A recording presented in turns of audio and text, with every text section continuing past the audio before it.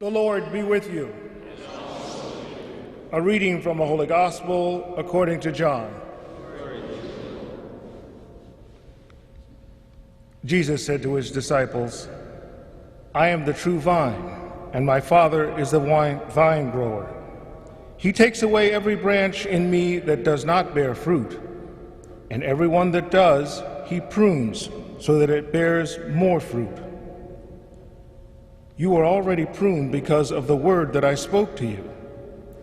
Remain in me as I remain in you. Just as a branch cannot bear fruit on its own unless it remains on the vine, so neither can you unless you remain in me. I am the vine, you are the branches. Whoever remains in me and I in him will bear much fruit, because without me you can do nothing.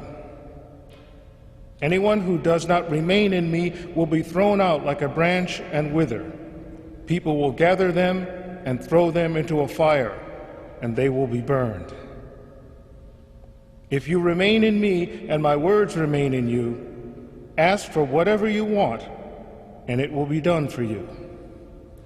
By this is my Father glorified, that you bear much fruit and become my disciples." The Gospel of the Lord.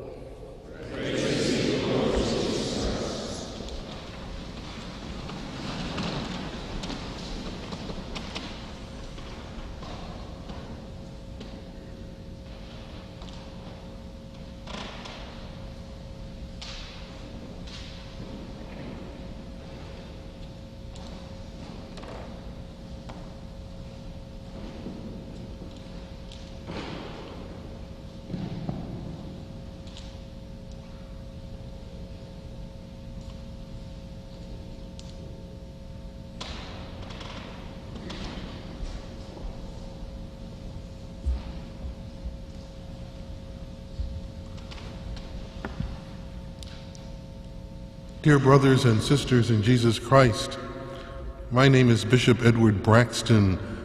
I was a priest of the Archdiocese of Chicago before I became a bishop, and now I am the Bishop of the Diocese of Belleville in southern Illinois. I am the vine and you are the branches. Remain in me as I in you, for apart from me, you can do nothing.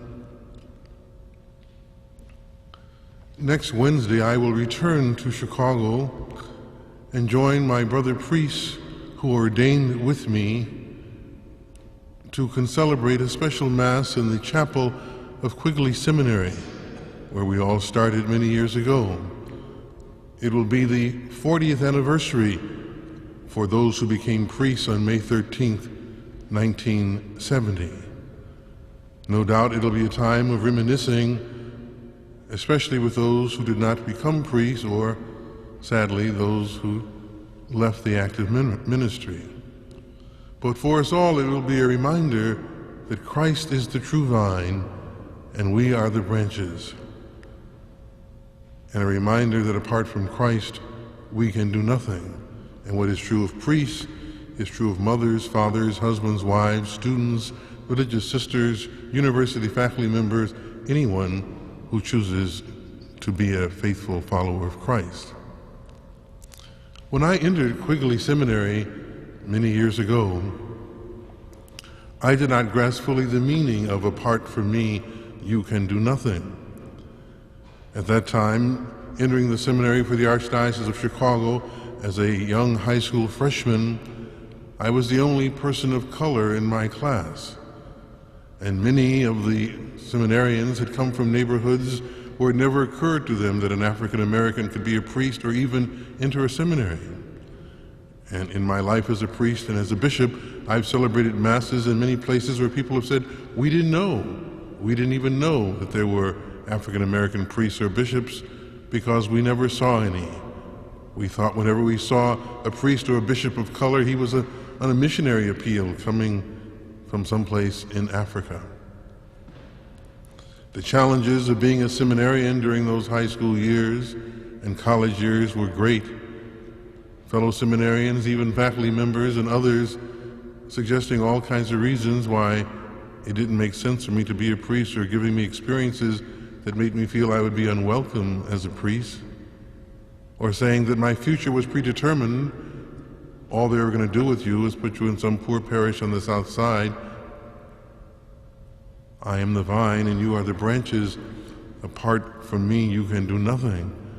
And so to persevere then, as now, one must always try to remain close to Christ, remembering that he is the true vine and we are the branches. But we are branches precisely because we are members of his body, which is the church. We are not Christ, but we are intimately connected to him as members of his body.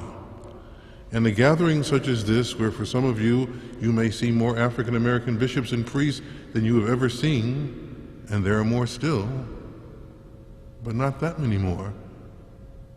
There are nearly 68 million Catholics in the United States, but only about 3 million African Americans. There are nearly 50,000 priests in the United States, but only perhaps 300 African Americans. There are over 350 bishops in the United States, but only a little over a dozen African American bishops. We are a very small group in the larger Catholic community.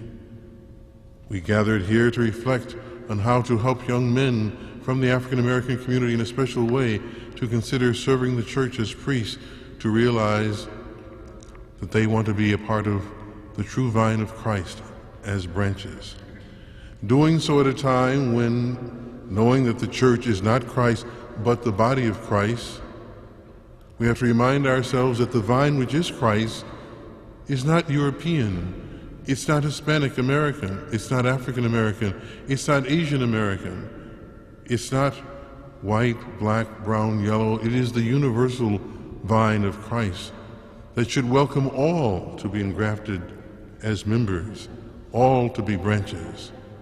The church struggles to be authentically Catholic, that is, not just the church of Western Europe, but the church welcoming all of the branches that flow from the vine, not grafted on artificially, but flow from the one vine of the universal salvation wrought by the life, death, and resurrection of Jesus Christ. The challenge to be a priest among the branches on the vine of Christ are difficult and great today. The terrible, terrible sin of a small number of priests abusing children, one is one too many. The terrible scandal of some bishops not responding appropriately, a culture that is materialistic and secular, full of philosophical relativism, skepticism and doubt abound. It is difficult for anyone to consider becoming a Catholic priest in the United States today, or a Catholic sister, or a Catholic brother. It's maybe even difficult for anyone to be committed to a permanent, indissoluble Catholic marriage today. It is impossible to do so. It is impossible to do so unless we are rooted in prayer, unless we are rooted in our true affirmation that Christ is the vine, and apart from him we can do nothing. Though along the way, even with that faith, it continues to be a challenge, because God is not God the way we would be God if we were God.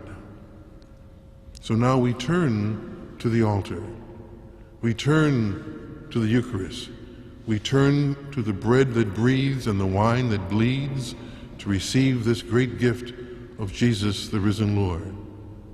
To be caught up into him, to be nourished by the wine and by the bread, now living bread and living wine, not because this spiritual food will become us as other food does, but because this spiritual food, when we consume it, we become what we eat. The food does not become us, we become Christ, telling us he is the vine, we are the branches. Apart from him, we can do nothing. Praise be Jesus Christ.